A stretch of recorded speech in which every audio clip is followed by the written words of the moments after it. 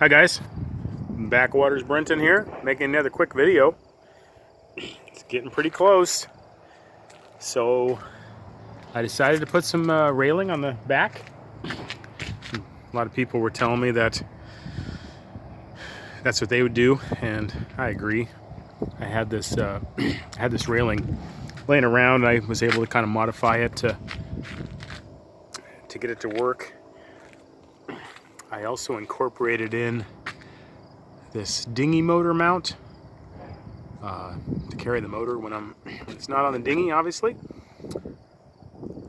This is all found wood off of my beach. Probably came from Canada or something. I use a Suzuki 2.5 horse 4-stroke for my my dinghy motor. And let's see what else I can show you. Here, I'll show you the other side. I decided to not cover up this because if I'm at a dock and I want to switch out my propane tanks, I can just come off the dock and I can remove it this way. Where if there was a wall there, it would be a lot harder. I moved the 2-gallon auxiliary tank, which I'm going to use to like carry dinghy gas in, up to the wall there.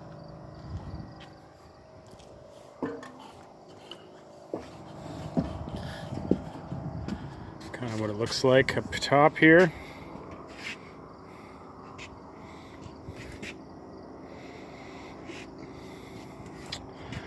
And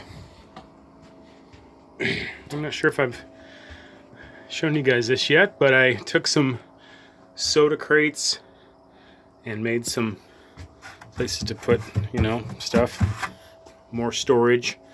Here's a little, it's got a little top on it. Very shanty boatish. I put a couple up there. That's where I'll put my socks and shorts and shirts and such.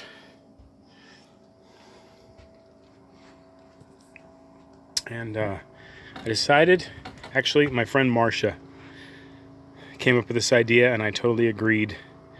She thought that that putting license plates all over the inside would be kind of gaudy, in her word.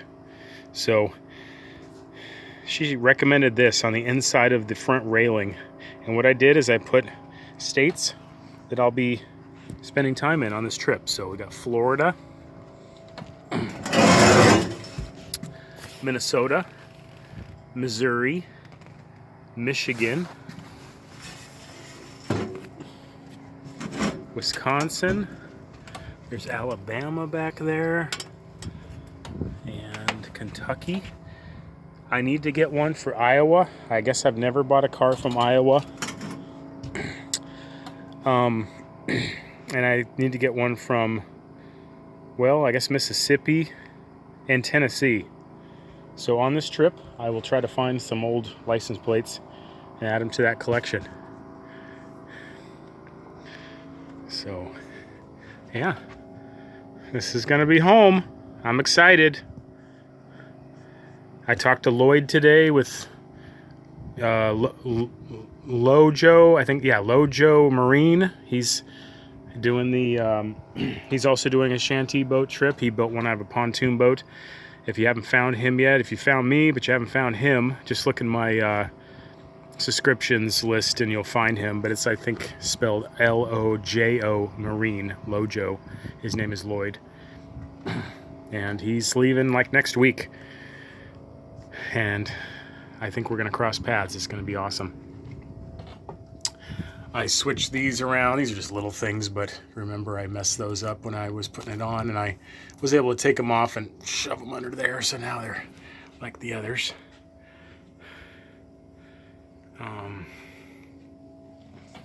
I'm putting this in here because when underway, this glass vibrates. It makes a racket, so this kind of holds it in place.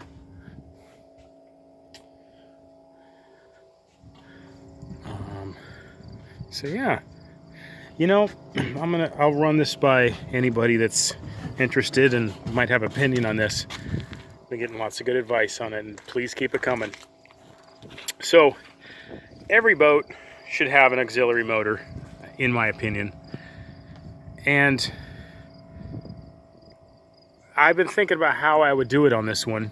One thought I have is I have a Yamaha 4-horse, 4-stroke kicker that I run on my fishing boat. And I could probably pretty easily build a little bracket that sticks out. It's not like the motor's very heavy, it might be 100 pounds. And it would stick out about this far. It would have a mount on it. And I would mount it right here. And it would sit down in the water.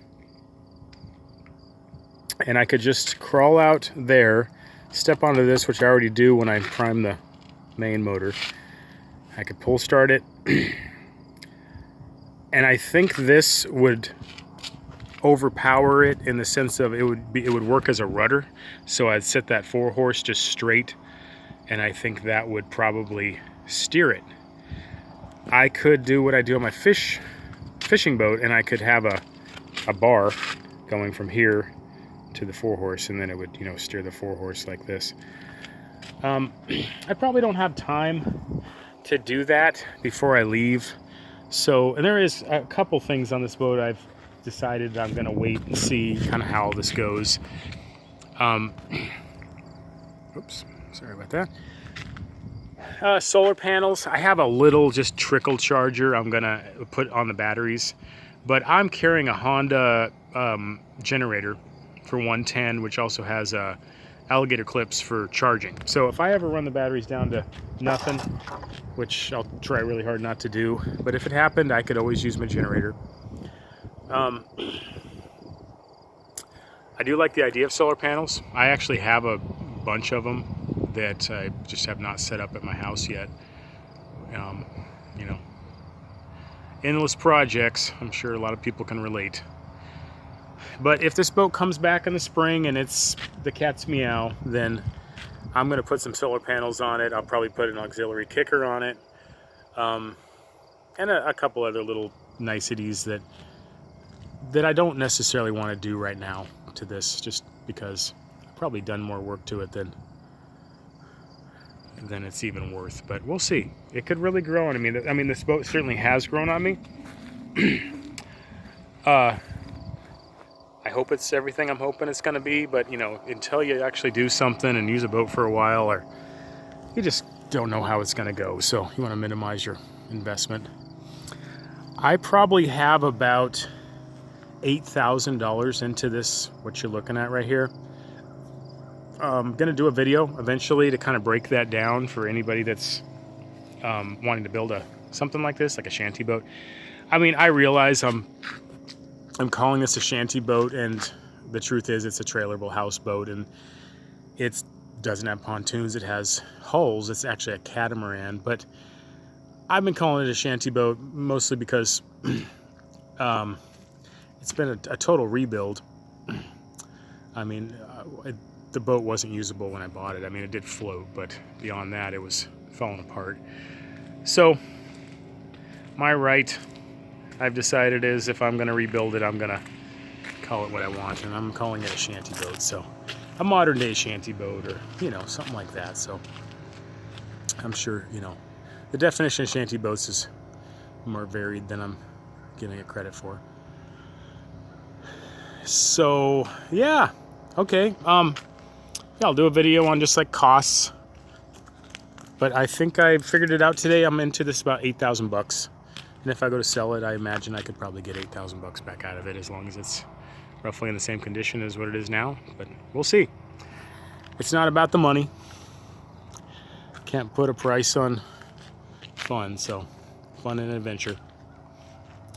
Okay, guys. I think what I'm going to do is this is going to be the last build video. This will be 13. I'm going to interview Wayne, Wayne's World, Wayne's Diaries, this weekend when I go to see him in Ludington. And then probably the next time you hear from me, at least in Backwaters Brenton mode, will be when the trip is on. So hopefully that'll be a lot more exciting. I will get another phone. I'm going to teach myself a little bit of editing. I really appreciate everybody sticking with me, and you know, this is awesome. I'm going to be doing this trip alone, and so it feels really nice to have some connections with people, even if it's just through cyberspace and comments, and now it's becoming texts and even phone calls. So I think it's pretty cool. So keep it up. I always put my phone number in the description, and especially when I get on the river, probably in the evenings for sure, give me a call, send me a text. This winter I will be out in the waterways of America and be glad to make friends. So I'll catch you guys later.